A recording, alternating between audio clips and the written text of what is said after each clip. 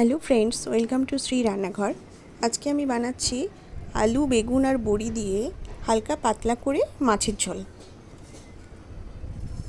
এর জন্য আমি কড়াইতে কালো জিরে ফোড়ন দিয়ে দিলাম। এবার তেল দিয়ে সামান্য একটু কাঁচা লঙ্কা দিয়ে দিচ্ছি।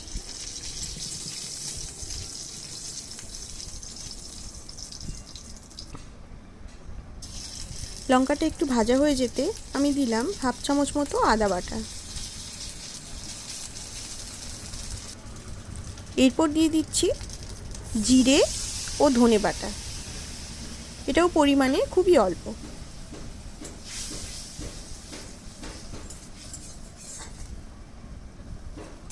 ভালো করে মশলাটা কষিয়ে নিচ্ছি। এবার দিলাম 2 টুকরো টমেটো, সামান্য পরিমাণে হলুদ গুঁড়ো দিয়ে দিচ্ছি।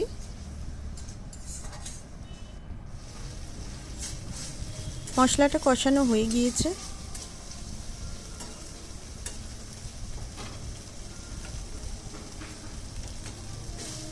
এরপর আমি মশলার উপর ভেজে রাখা আলুগুলো দিয়ে দেবো।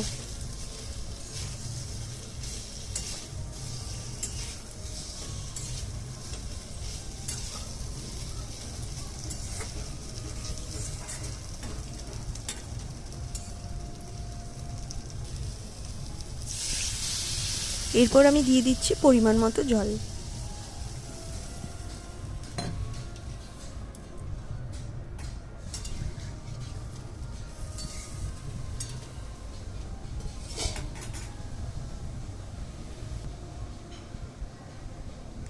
স্বাদ মতো একটু নুন দিয়ে দিলাম। এবার ঢাকা দিয়ে আমি ঝোলটা ফুটতে দেব।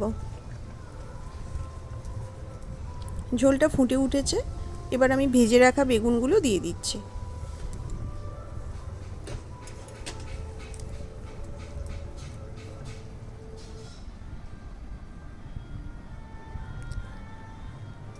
আলু ভালোভাবে সেদ্ধ হয়ে গিয়েছে। এরপর আমি ভেজে রাখা মাছগুলো দিয়ে দেবো। একই সাথে আমি বড়িটাও দিয়ে দিলাম। এবার ঢাকা দিয়ে অল্প একটু ফুটিয়ে নেব।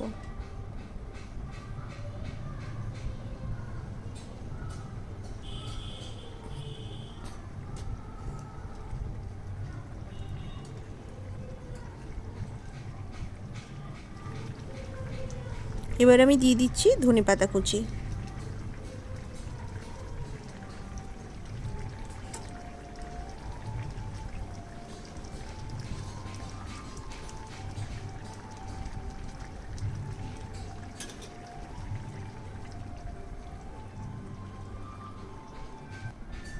এবার আমি সম্বর দেওয়ার জন্য অল্প একটু তেলের মধ্যে একটু সাদা জিরে দিয়ে দিচ্ছি।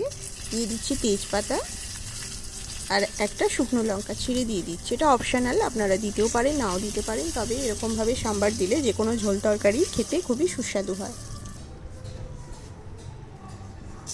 এবার আমি এটা উপর থেকে দিয়ে দিলাম।